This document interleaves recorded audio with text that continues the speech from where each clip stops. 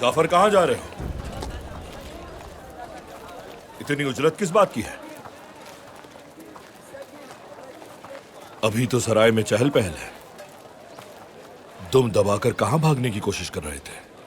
आगा rice, इससे सवाल यह होना चाहिए कि किसके पास जा रहा था ये, तब हमें दुरुस्त जवाब मिलेगा। तुम लोगों की बातें मेरी समझ में नहीं आ रही। किस बारे में पूछगछ करनी है मुझसे? मैं जानता हूं कि तुमने ही उन गुलामों को भेजा था।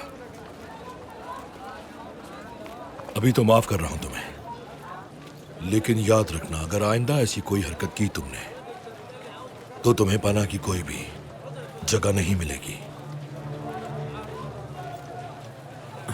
जिसने बुरा किया है तुम्हारे साथ, उससे जाके हिसाब लो। मैं जानता ही नहीं कि क्या हुआ है, तो जवाब कैसे दूंगा तुम्हें? चलो जाओ, रास्ता नापो अपना। आगा, आप देख रहे हैं कैसे मुकर रहा है ये।